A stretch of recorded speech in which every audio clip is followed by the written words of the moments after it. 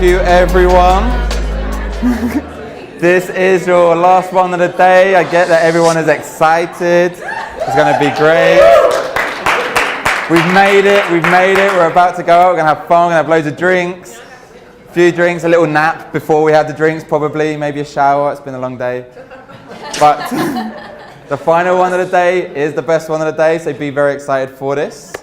We're going to be talking about paid search. I promise it's more interesting than it sounds. I imagine everyone knows paid search already. But to kick things off, you are all being lied to. Every day, every week, by your colleagues, by your peers, consciously and subconsciously. We work in an industry which thrives on cognitive noise. So, for the next 15 to 20 minutes, our plan is to cut through that noise, to debunk the myths, and hopefully come out of here with some actionable outcomes. So, my name is Gareth Cleevely. I'm the VP of Paid Search here in the US. And I'm Christina Malcolm, Senior Director of Paid Search as well. And before we get too carried away, Gareth, let's look at the search industry as a whole. And there's no doubt about it, search is changing. Over the past 12 months, we've seen this rise of visual search. You can see some Google Shopping on the left there. But actually, this is not just about the retail vertical. We're seeing B2B, finance, travel, all now have a say in this with different offerings like gallery ads from Google, 3D ads from Bing, really allowing us to have more of a visual say in that search engine. In the middle there, you can see Pinterest. New platforms are arising. We're seeing Pinterest search very much follow the search buying model that we currently have based on keywords. And it'd be foolish of us not to mention Amazon. I know you guys have already enjoyed an Insight Lab on that, and I won't go down that rabbit hole, but a really good example of a new platform that's risen and really shaken things up. And lastly, voice search, digital assistants. We're seeing big tech platforms like Apple, Amazon, Google start to weave their way into your everyday lives, just like search. And while this is great and exciting, it's really still in its infancy on the marketing periphery and not able to really monetize some of that. And so all of these changes are exciting and sexy and new opportunities, but they're actually kind of simple. They're pretty tactical. And so what we've attempted to do here, which I'm immediately regretting, is to actually go a little bit further and talk about long-term strategy, to really look at things that are going to impact your business in the long term. As we have established, there is a lot going on in the industry. There is a lot of noise. And today, our plan is to cut through this noise. Thank you very much. So how are we going to do that? We're focusing on 3 key myths within the paid search sector. Myth number 1, search is only a low funnel tactic. Myth number 2, privacy. No cookies means no audiences. Essentially, we'll be looking at the effectiveness of paid search in a cookieless world.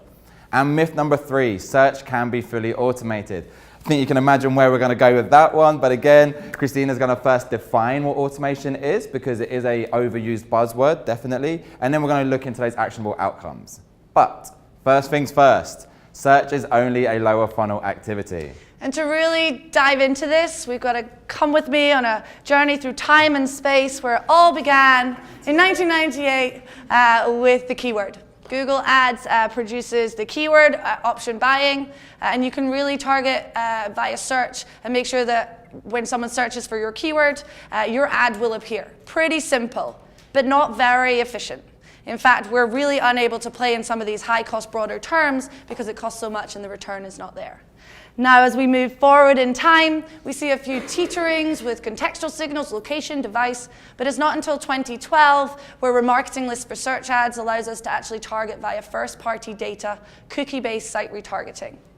Then, a couple of years later, Customer Match is our search offering, really using CRM lists like email addresses, telephones, addresses, again, allowing us to really target users via first party and pretty big performance driver. In the most recent years, we're seeing a whole host of new things arise in terms of these engine-owned audiences. We're talking in-market audiences, targeting someone who's researching a product to buy it. Detailed demographics, allowing us to tone in on education segments or business segments. And what this really means for us is that we're able to broaden our horizon. So one of the most expensive keywords out there is insurance. Insurance costs around $60 cost per click, and probably even back when in 1998, it was a very expensive term, and $60 is really not sustainable. What we're able to do now with some of these new sexy options is to really think about that user. So I work with a really big B2B company that sells workers' comp insurance, bear with me. And what we found with the term insurance, you really can't hone in the right user because they might be looking for health insurance, home insurance, travel insurance. And really we want that business professional. And so what we've been able to do is start to actually use that term insurance and steer clear of people who've recently purchased a new house, a life event, or they've just moved house. We don't want to look at that home insurance audience. Similarly, people who are in market for a holiday or a vacation, we're now able to steer clear of them who are looking for travel insurance. And instead, we can layer on audiences like detailed demographics that I mentioned for that B2B audiences. Target that business decision makers so that even if you're paying $60 for that term insurance, it's very likely that they're going to convert and that you're actually going to drive a conversion. And the return on that keyword, as you can imagine, is pretty big as well. So really a fine example of where we've come from, that idea of keyword being very low funnel. We're now able to broaden that up, open it up, and really layer in some of these audiences to help. If we focus on the last 3 years of Christina's timeline, we can bucket these audiences and the advances into 2 different sections, pre-targeting and retargeting. Essentially, has someone or have they not visited your website or interacted with your brand before? We have purposely oversimplified this pie chart. Similar to what Jeremy Kornfeld spoke about yesterday, brilliant basics is the key. We need to work with those fundamentals. As we go through our discussion today, a lecture, if you will. We will advance this pie chart and we'll see all the new elements that are coming out, the new advances. When we look at engine-owned audiences and CRM in particular, as Christina touched on, we look at the user journey and we look at terms they use that are much dominant in the earlier stages, the research phases of that journey. These are terms which we couldn't really bid on before. However, as we know, the user doesn't go online anymore. They are online, they live online, and we need to be wherever they are. We need to find ways to be on those terms, to have those discussions, those interactions with them, and build those relationships.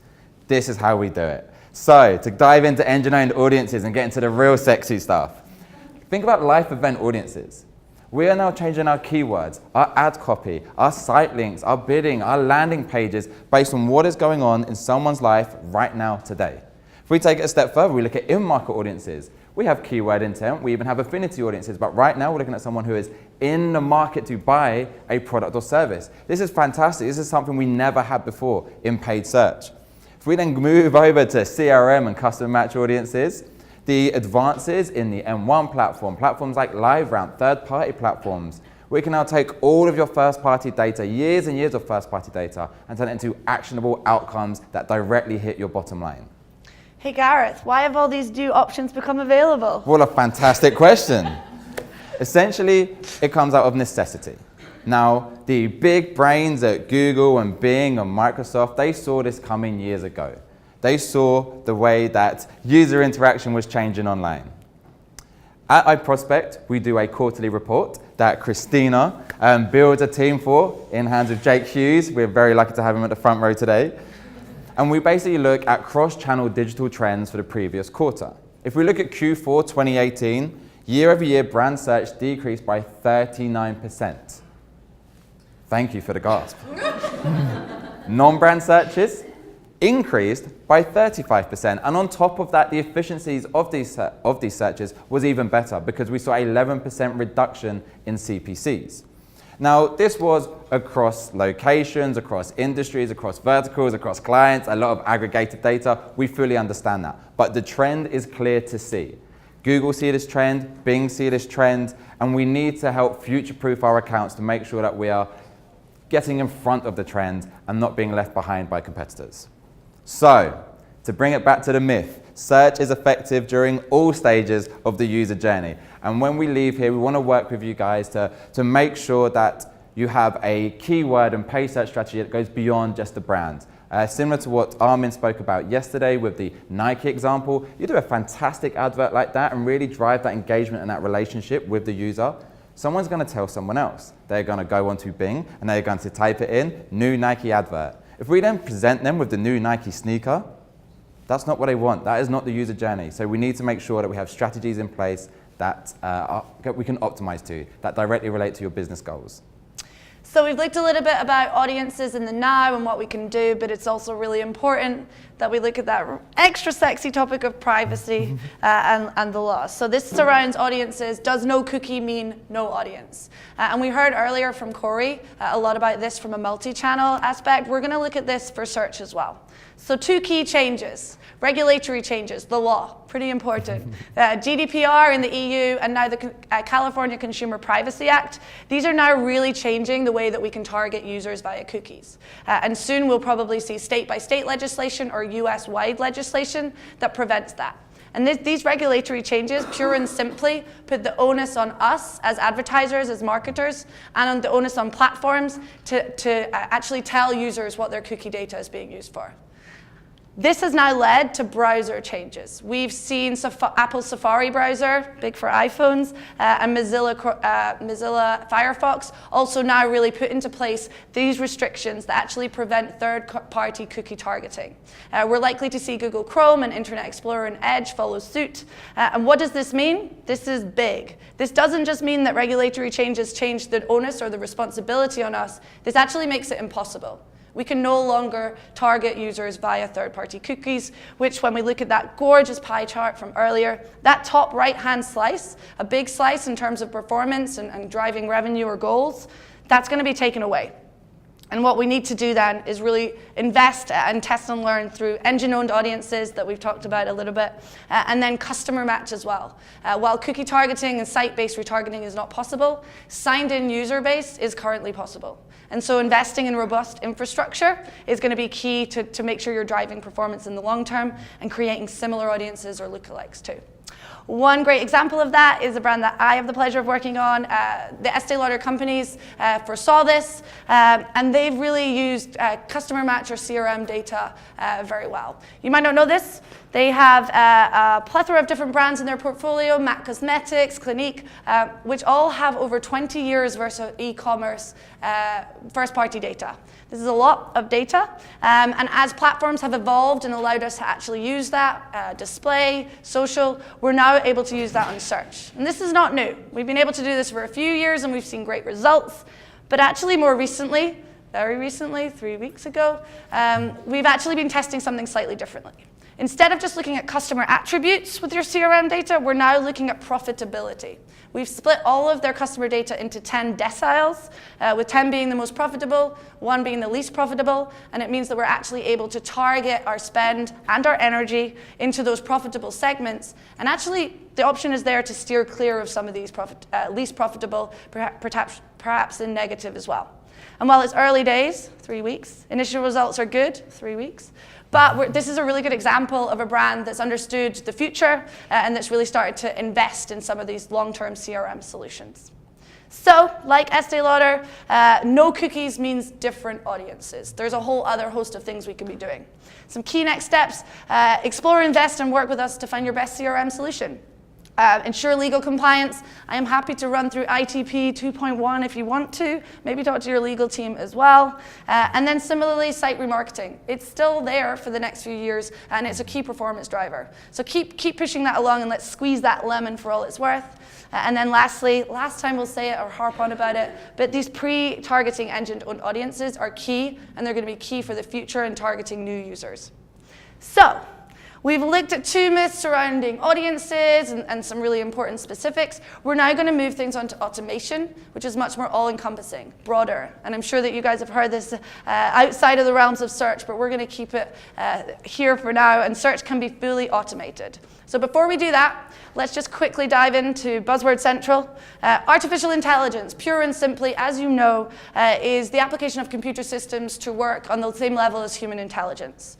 Within artificial intelligence is an arm called machine learning, again, another buzzword. But machine learning is really key for us because it's not only able to perform tasks of human intelligence, but neural nets that are built into machine learning are actually, they work like little brains. So these neural nets are not only able to make decisions, but they're able to learn and adapt as they go. And this is really key when you apply it to a computer system or set something up like automation, because not only are they able to review large data sets, they're actually able to make decisions based on those data sets in real time and actually change depending on some of those new data sets. And so when we look at automation, there's just a whole minefield out there. There are hundreds of new tools popping up, arising, some better than others, that all promise this machine learning powered algorithm that's going to automate and be a great solution for you. We're going to choose Google today. They've got some really big automated solutions: responsive search ads, dynamic search ads, local campaigns, universal app campaigns, smart shopping. Really great solutions that promise to help you get your end goal by providing assets and then just letting the machine do the rest. Fairly black box, but if it works, great. We would say probably not. So smart shopping, really nice new innovation, very similar. You give it your assets and it will just serve ads across different Google-owned properties and really drive that ROAS for you. What we're finding is there's three key limitations at the moment. Number one, performance. It's not there. We all work on big advertisers, and it's really not suitable. A lot of these machine learning automated tools are really not suitable for big budgets and big data sets. We've tested this out. We're seeing some wonky things in terms of cost per clicks being really high, or just appearing for terms that we wouldn't ever want to appear for. Secondly, control. So when we think about automated solutions, that they're great in theory, but they really don't allow us, again, as big advertisers, to dive into the data, to look at insights, to really understand and apply nuances per brands or new promotions. These sorts of things are pivotal for us, and we want to learn and share some of those learnings. With automated tools, it becomes very difficult to do that. And so being hands-on is key here. And thirdly, really important, that I think also gets overlooked, is this idea of competition. As more automated tools come into market, everyone's going to be jumping on this bandwagon and pushing up spend and cost per clicks, and inefficiencies are going to be at play. So it's important for us to test these, but also be hands-on and be able to steer that ship in the right direction if it goes wrong or we're seeing increased competition. So as you can see, there are hundreds of third-party tools out there, all doing many different things, all have their benefits in their own way. However, we understand that you have all these unique nuances and challenges and obstacles in your way. Sometimes there is not a third-party tool that can help you get past that. Don't worry about it. We will look to build you a tool. We have Dana, who is our new Chief Technology Officer, who you met earlier today. She has a fantastic team, and they can look to build things. On top of that, if we think about what actually drives this technology, it's data and insights. We have Doug O'Reilly, who you also met earlier today, the young genius that he is. And this data will drive all of our things. On top of that, we are a global network. Now, if we think about iActivate at the top, this was developed by iProspect Netherlands team many years ago. It's been used on a number of airplane clients and travel and hospitality clients. It's now being used in the retail sector fantastically well. If we look at M1, this is our audience platform. If you happen to be at Client Summit 2018, you know everything about M1 because we spoke about it quite a bit. But essentially, as it pertains to paid search specifically, we can take the first-party data and overlay that with third-party data. This is something which no other tool can do, something which in paid search alone, we've not been able to do for many years. And then if we look at LFX, Lou said something this morning. Hopefully you managed to get past your hangovers and wake up at 9:30 for the discussion. He said if we go through and we personalize everything and we get that one-on-one interaction and we optimize our keywords and our bids and our creative, but then we land them on the same generalized landing page, we're only doing half of the job. There's so much more which can be done, and that is where tools like the LFX platform can come into play. So, paid search should not be fully automated, is where we are going with this. Now, if we think about a number of tools we use every single day, think about Search Ads 360. Can this forecast what your performance is going to be based on historical data? Yes. If we look at Google Ads, can we optimize on an auction-by-auction basis? Yes. If we look at Bing Ads, can we automate our bid modifiers in order to hit a specified KPI? Yes. Would anyone in this room, except Bing, allow these tools to optimize everything in a set it and forget it manner? Give them money and walk away? Absolutely not. So although they are fantastic tools, they're empowering our staff to make better decisions, to then get better performance, there has to be that human element there. So, we would love to talk about automation for the next few hours. We'd love to do an entire conference on automation. Unfortunately, we can't. So, we want to pick one particular area which we feel would be most beneficial to people and talk about automated bidding. So, I understand this is the last one of the day and that everyone is tired and sleepy and wants to go out and drink and party, but can anyone in this room talk to me about the 2 to 3 traditional bid modifier levers that we used to pull 5 years ago? Fantastic. How on earth did you all know that? Hey. Yes, we used to look at device, we used to look at location, we used to look at time of the day of the week, various interests based on keyword intent. We still do these today. These are still very powerful contextual signals. However, every single year, we have 1 million more contextual signals get added into the fold. We look at someone's demographic data, we look at their age, we look at their gender, we look at whether they have children or not, we look at the domestic household income, we look at the performance of the previous ad copy, we look at what language their browser history is in. We take in all of these contextual signals to make sure that we are optimizing our bids in the most efficient manner. This is something no human can possibly do. If we take it a little bit further and look at the predictive modeling, this is happening on an auction-by-auction basis in a fraction of a second. So again, although automated tools, as we admitted before, we wouldn't do it in a set it and forget it manner. When we combine it with that human element, with that paid search expert, we see fantastic results, don't we, Christina? That's right, Gareth. Diageo, a brand that I work with very closely. They're a global liquor brand. I'm sure you tested some of their products last night. Johnny Walker, Crown Royal, Smirnoff. I will be having a large Tanqueray this evening. We tested out automated bidding with Diageo. We tested out going all in and allowing the machine learning powered algorithm to really optimize our campaigns. And then we tested that with the manual element, with us at the helm being able to tweak and tailor. And surprise, surprise, what we found was that the all-in option really isn't there yet. The performance isn't there yet, and again, we were seeing some funky results. And what actually the manual bidding, or manual plus automated bidding, was really key to actually drive some of these beautiful results. So I promise this is the penultimate time you will hear this today. Paid search cannot be fully automated. Now, what we will be doing is we'll be analyzing and reviewing these tools, challenging them, pushing them to the limits, working on their roadmaps to make sure that what they're developing over the next 6, 12, 18 months directly relates to what you are looking for. But essentially it's not man versus machine, it is man and machine working together. So, as we bring this thing full circle and we go back to the myths that kicked it all off, that 20 minutes ago, I know it feels like a lifetime. Myth number 1. Search is only a lower funnel activity. Search is more than just a lower funnel activity. Myth number 2, no cookies means no audiences. No cookies means different audiences. And I think you know where this is going. Myth number 3, search can be fully automated. Search cannot be fully automated. Thank you. So, as you go out tonight and you have your drinks and you get on the plane, you have a terrible hangover, you regret everything you did in your life, eventually you're going to get back to the office and you're going to think, what on earth just happened? 6 insight labs, 2 days of conferences, an overwhelming amount of knowledge. 3 things we really, really want you to think about. Number 1, our partnership with you. We're going to be working together to develop a paid search strategy that goes beyond just the brand, that follows those trends and puts you in the forefront of your competition. Our request from you is that you work with every single stakeholder involved in your first-party data, your legal team, your new business team, your IT team, your web development team, anyone and everyone. So help us get your first-party data into a realm, a facility that we can then turn into actionable insights that directly hit your bottom line.